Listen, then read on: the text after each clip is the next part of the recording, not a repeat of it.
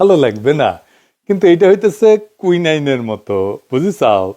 Doctor মানুষ তো, তাই তিতা ওষুধ দিতে হয় মাঝে মাঝে। এই নির্বাচনের পরে অনেকের মনে একটা হতাশা, জামাত কি আদৌ ক্ষমতা আসতে পারবে? আসলে কিভাবে পারবে? অনেকে কইতেছে ক্ষমতায় আসলে জামাত কি করবে সেটা বলে, কিন্তু ক্ষমতায় যাইতে হইলে যা যা করা দরকার তা করে না। কথাটা খুবই মূল্যবান। এটা যারা বলতেছে তারা জামাতের শত্রু না, বরং তারা জামাতের বন্ধু। জামাত এনসিপি জোটের মধ্যে বড় ভাই যেহেতু জামাত, তাই তাদেরকেই বলি এটা, এনসিপি নিজেদেরকেও শিখতে হবে, তরুণদের দল আস্তে আস্তে শিখবে, কিন্তু মূল দায়িত্বটা জামাতের। যদি এই জোট টিকে থাকে এবং এই জোট নিয়ে যদি তারা অগ্রসর হয়, তাহলে মূল দায়িত্বটা পালন করতে হবে জামাতকেই। সেই জন্যই এই এপিসোডটা মূলত জামাতকে নিয়েই বলা। এই কারণেই এই জোটের মধ্যে মূল শক্তি এবং প্রধান শক্তি জামাতের জন্য এই জানাটা, এই পর্যালোচনাটা জরুরি। জামাত যদি আওয়ামী লীগ বিএনপির মতো দল হইতো তাহলে এত কিছু দরকার ছিল না। জামাত একটা পরিবর্তন চায় জন্যে, এবং জামাতে ইসলামী একটা ইসলামী দল জন্যে তার ক্ষমতায় যাওয়ার পথটা কুসুমাস্তীর্ণ না। আমি একটা ভিডিও করছিলাম ভোটের আগে, জামাতের কাফের সাগর আমির বলতেছি এই শিরোনামে, যে আমি কেন জামাত এনসিপি জোটকে সাপোর্ট করতেছি। আজ আপনাকে বলি, ধরেন আপনি নিজের বিবেক দিয়া বলেন তো, বাংলাদেশের সবচেয়ে বড় সমস্যা তো দুর্নীতি, লুটপাট, তাই না? কারা এটা থামাইতে সবচেয়ে বেশি কমিটেড? কার কমিটমেন্টে আস্থা রাখবেন? নিরপেক্ষভাবে বিবেককে কাজে লাগায় বলেন।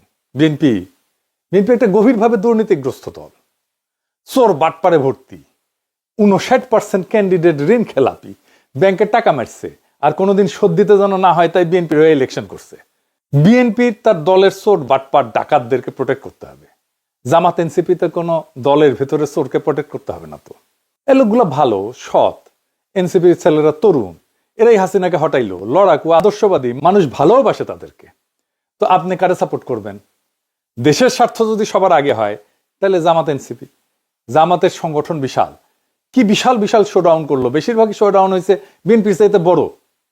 বাসে, ট্রেনে, লঞ্চে বাড়ি যাইতেছে, দাড়িপাল্লার স্লোগান দিয়ে দিয়া যাইতেছে।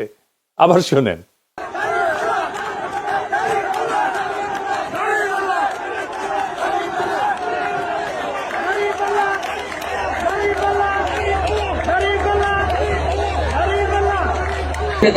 অবশ্যই দাঁড়িপাল্লা। ইয়েস, কসবা। হ্যাঁ। এবারে পরিবেশ কেমন মনে হয়? নির্বাচনের পরিবেশ অনেক ভালো।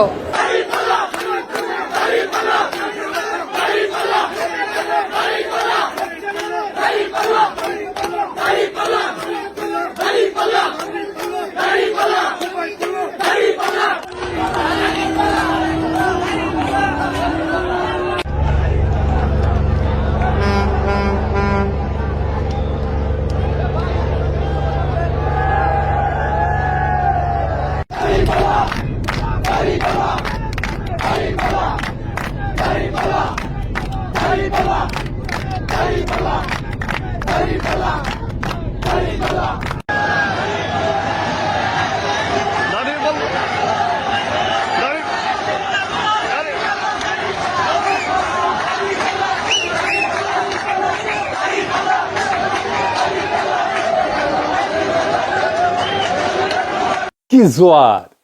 কিন্তু ইলেকশনে জিতলো বিএনপি, ক্ষমতায় বিএনপি। কেন কেন জামাত ক্ষমতায় যেতে পারলো না? এটা বোঝার জন্য আমরা একজন ফরাসি পলিটিক্যাল সায়েন্টিস্ট, যিনি মধ্য এশিয়া, আফগানিস্তান এবং জিহাদি আন্দোলন নিয়ে বিশেষজ্ঞ, অলিভিয়ে রয়, এর সাহায্য নেব। উনি দীর্ঘদিন অধ্যাপনা করছেন। আমি কলে একটা ক্লাস নিয়েছি সায়েন্স পথে, মাস্টার্সের, ফ্রান্সের টপ ইউনিভার্সিটি। এখন আবার আমার ক্ষুদ্র ভাতার ভগিনীরা কবে, দাদা আপনি আবার ক্লাসও নেন? নেই তো, আমার ইউনিভার্সিটিতেই ক্লাস নেই, MBA, যেটি আমি PhD করেছি। এখন অবশ্য নাও লাগে না, দেশে গেলে তো মাস্টারি করে খাইতে হবে। হ্যাঁ, আমার ক্লাস করলে খারাপ লাগবে না করলে, আমি দেশে থাকতে গেলে AIUB-তে পড়াইতাম।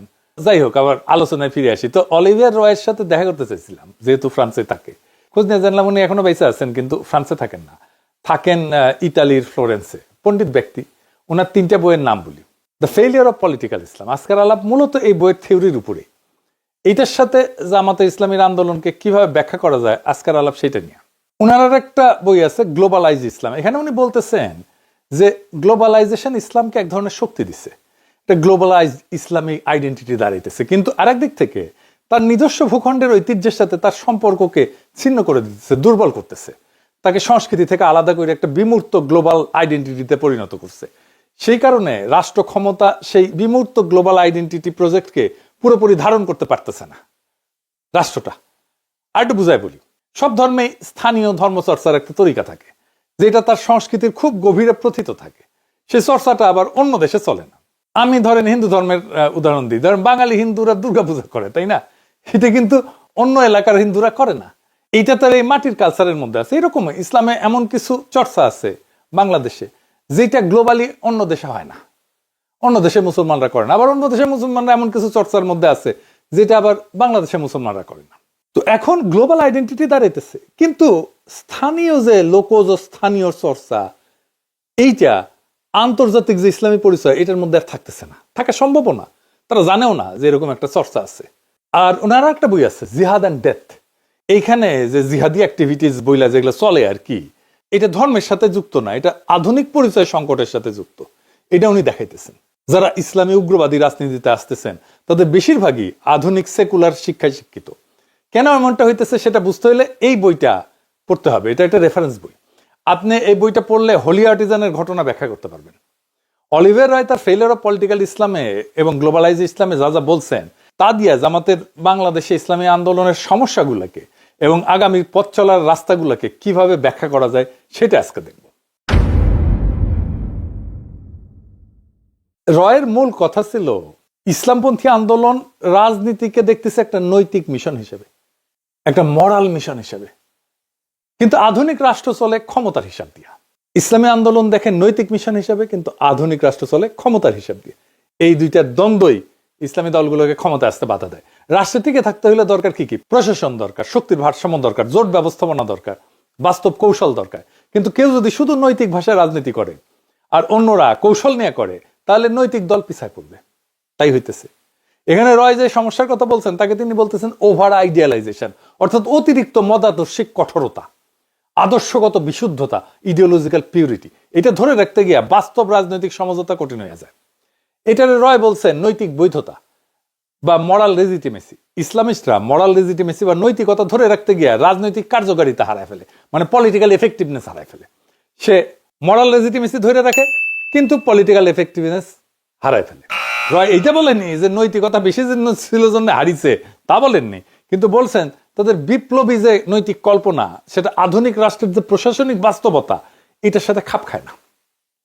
অর্থাৎ সমস্যাটা নৈতিকতার না, বরং নৈতিক প্রকল্প বনাম রাষ্ট্র ক্ষমতার বাস্তব লজিকের সংঘর্ষ। ধরেন ইসলামী দল যদি একটা গাছ হয়, খাড়া আর শক্ত গাছ হয়, আর রাষ্ট্র ক্ষমতা যদি ঝড় হয়, তাইলে ঝড়ে তো গাছ থেকে কাইট হইতে হবে, তাই না? কাইট হইতে না পারলে তো গাছটা ভেঙে যাবে। আর একটা বিষয় এটা দেখাই দিই, আমি এটা আগে বলছিলাম আমার আগের এপিসোডে, রাষ্ট্র তো আসলে একটা প্রতিষ্ঠান, তাই না? কিন্তু আসলে কেমন ধরনের প্রতিষ্ঠান, এটার গুরুত্ব আছে। বিষয়টা এখানে একসাথে মিলায় বুঝলে বিষয়টা আরো পরিষ্কার হবে। তো রাষ্ট্র আসলে কেমন ধরনের প্রতিষ্ঠান? মার্কস ভেবার উনি বলছিলেন যে, শুনছেন আমি আমার মেলা এপিসোডে বলছি, উনি বলছেন যে রাষ্ট্র হইতেছে বৈধ শক্তি প্রয়োগের একচেটিয়া প্রতিষ্ঠান। বৈধ তার মানে রাষ্ট্র মানে পিটানির ক্ষমতা, বৈধ পিটানির ক্ষমতা। তার হাতে আছে পুলিশ, আমলাতন্ত্র, গোয়েন্দা কাঠামো, আইন প্রয়োগ ক্ষমতা, সবই জোর খাটানোর কিন্তু বিষয়, জোর খাটানোর ঘটনা। রাষ্ট্র তার সার্বভৌমত্ব প্রয়োগ করে, জোর খাটায়, বুঝায়, নসিহত করে, কিন্তু তার ক্ষমতা প্রয়োগ করে না, সে জোর খাটায় প্রয়োগ করে। আপনি না মানলে আপনারা জেলে ঢুকাবে, আপনি না মানলে আপনারা পিটাবে। সেই জন্য রাষ্ট্র একটা নিরপেক্ষ নৈতিক মেশিন না, এটা একটা শক্তির কাঠামো। আপনি যদি একদম আদর্শবাদী অবস্থানে যান, সব দুর্নীতিবাজকে শাস্তি দেব, দলীয়করণ বন্ধ করব, তাইলে আগে থেকে রাজনৈতিকভাবে যে বিন্যস্ত রাষ্ট্রযন্ত্র আপনার বিরুদ্ধে কাজ করা শুরু করবে। তাই হয়েছে। গ্রামসি বলছিলেন ক্ষমতা আসে হেজিমনি থেকে। হেজিমনি মানে কর্তৃত্ব, নৈতিক কর্তৃত্ব। এই কর্তৃত্ব আসে দুইটা জিনিস থেকে, জনসম্মতি আর বল প্রয়োগ। হাসিনা পালাইলো কেন? কারণ তার বল প্রয়োগের খুব কার্যকর মেশিনারি ছিল, কিন্তু জনসম্মতি ছিল না। উনি বলেন যে রাষ্ট্র ক্ষমতা টিকে থাকে দুই পায়ে দাঁড়ায়। একটা হচ্ছে বল প্রয়োগের ক্ষমতা, আইন, পুলিশ, নিরাপত্তা, প্রশাসনিক বল, আর কনসেন্ট বা জনসম্মতি, সামাজিক সম্মতি, ন্যারেটিভ, সাংস্কৃতিক গ্রহণযোগ্যতা, জোট ইত্যাদি। শুধু শক্তি বা বল দিয়ে টেকা যায় না, আবার শুধু নৈতিক আবেদন দিয়ে টেকা যায় না। টেকসই ক্ষমতায় টিকে থাকার জন্য দুইটাই লাগে, এই দুইটা ব্যালেন্স লাগে। তাহলে রাষ্ট্র যে বল প্রয়োগের যন্ত্র, সেটার সাথে ইসলামপন্থীরা কিভাবে ডিল করবে? ক্ষমতায় যাওয়ার আগেই পুলিশ, প্রশাসন, রাষ্ট্রের ইনস্টিটিউট এদের সাথে কিভাবে ডিল করবে? ক্ষমতায় যাওয়ার আগে তিনটা খুব স্পষ্ট জিনিস লাগে। মরাল লেজিটিমেসি বা নৈতিক বৈধতা তো লাগেই, একটা দল নৈতিকভাবে গ্রহণযোগ্য হইতে হয়, তাদের একটা কমিটেড বেস থাকতে হয়। জামাত এনসিপির সেটা আছে, প্রায় 40% মতো একটা শক্ত সমর্থন আছে। 2 নাম্বার হইতেছে ইলেকটোরাল ভায়াবিলিটি। যেমন ক্ষমতায় যাইতে আমরা দেখতে পারতেছি যে 50%-এর বেশি ভোট লাগে। এর মধ্যে আছে সুইং ভোটার আছে, আরবান মিডল ক্লাস আছে, খুবই দরিদ্র ভাসমান লোক আছে, বিজনেস কমিউনিটি আছে, আন্তর্জাতিক সংস্থা আছে, আন্তর্জাতিক সম্প্রদায় আছে। এইটা জনসম্মতির আর একটা কিন্তু গভীরতর সংস্করণ। শুধু নৈতিক সমর্থন না, প্রশস্ত একটা রাজনৈতিক সামাজিক ব্রড বেজ একটা সামাজিক গ্রহণযোগ্যতা লাগে ক্ষমতায় যেতে হইলে। এই ব্রড বা প্রশস্ত সামাজিক গ্রহণযোগ্যতা আছে কিনা সেটা আমরা পরে দেখব। 3 নাম্বার হইতেছে গভর্নিং ক্রেডিবিলিটি, বা ক্ষমতায় যায় টিকে থাকতে পারবে কিনা। সেটা বলতে কি বোঝায়? তার প্রশাসনিক দক্ষতা আছে কিনা, অর্থনৈতিক স্থিতিশীলতা আনতে পারবে কিনা, আন্তর্জাতিক সম্পর্কে ব্যালেন্স রাখতে পারবে কিনা, যে রাষ্ট্রীয় নীতিগুলো আছে সেই নীতিগুলোর ধারাবাহিকতা রাখতে পারবে কিনা। এটাই রাষ্ট্র ক্ষমতার বাস্তব লজিক। তো এই রয় বলতেছেন যে ইসলামপন্থীরা খুব স্ট্রং আইডেন্টিটি বেস বানাইতে পারে, কিন্তু আধুনিক বহুত্ববাদী সমাজে একটা ব্রড কোয়ালিশন, একটা ব্যাপক ভিত্তিক কোয়ালিশন না বানাইলে ক্ষমতায় যাওয়া কঠিন। ইসলামপন্থীর একটা মরাল ক্ল্যারিটি থাকে, খুব চমৎকার, নৈতিক বৈধতা, মরালি সতের একেবারে চূড়ান্ত সৎ, কিন্তু সোশ্যাল রিচ সীমিত হয়ে যায়। এইখানে কোয়ালিশনটাকে এক্সপান্ড করা ছাড়া ইলেকটোরাল ব্রেক থ্রু বা ইলেকশনে জিতে আসা সম্ভব হয় না। এই মরাল লেজিটিমেসি যেটা আছে সেটা রাজনৈতিক কার্যকারিতায় রূপ নিচ্ছে না। এটাকে মরাল লেজিটিমেসিকে এই রাজনৈতিক কার্যকারিতায় রূপ দেওয়াটাই হতেছে আসল কাজ। তার উপরে বাংলাদেশে বাস্তবতা অনেকদিন থেকে রাজনীতিতে একটা নতুন জিনিস দাঁড়িয়েছে, ক্ষমতায় টিকে থাকাই হইতেছে আসল কথা, নৈতিকতা পরে। এখানে ক্ষমতা যেন নিজেই নৈতিকতার জায়গা নিয়ে ফেলছে। আর ক্ষমতাবান, আমি যাদেরকে বাঙ্গু এলিট বলি, তারা যেভাবেই হোক ক্ষমতাকে ধরে রাখে, তাদের ক্ষমতার বৈধতার জন্য ন্যারেটিভ তৈরি করে, তার জন্য বুদ্ধিজীবী আছে, মিডিয়া আছে। আমি একটা এক্সাম্পল দেখাই। বিএনপি ক্ষমতায় আসার পরে ন্যারেটিভ তৈরি করা শুরু হয়েছে মিডিয়াতে, প্রফেসর ইউনূস নাকি বাংলাদেশে দারিদ্র বাড়ায় দিয়ে গেছে, দারিদ্র বাড়িয়ে দিয়ে বিদায় দারিদ্রের জাদুঘরের শিরোনাম এক, ভিতরে টেক্সট এক। সব কয়টা কিন্তু বসুন্ধরা গ্রুপের পত্রিকা, দেখেন কালের কণ্ঠ, বাংলাদেশ প্রতিদিন, নিউজ 24, এমনকি ডেইলি সান, সবগুলোতে একই নিউজ। এরা আগে আমাদের নিয়ে সাইবার সন্ত্রাসী বইলা 3-4 কলামে স্টোরি করতো, হাসিনা পলানোর পরে মাপটাপ চাইয়া প্রত্যাহার করছে স্টোরিগুলো, আবার ঘুরে মাগুর স্যাং, বিপদে পড়ে আবার সে একই ভুল করে। অফিসিয়াল দারিদ্র পরিসংখ্যানের সর্বশেষ জরিপ হয়েছে এটা 2022 সালে। এই অনুযায়ী দারিদ্র কমছে আগের বছরগুলোর তুলনায়। এখন পর্যন্ত 24 থেকে 26 এই সময়কালের জন্য সরকার, বিশ্বব্যাংক বা বিশ্ব কোনো সংস্থা থেকে আন্তর্জাতিকভাবে প্রকাশিত চূড়ান্ত দারিদ্রের হার নিয়ে কোনো সার্ভে নাই।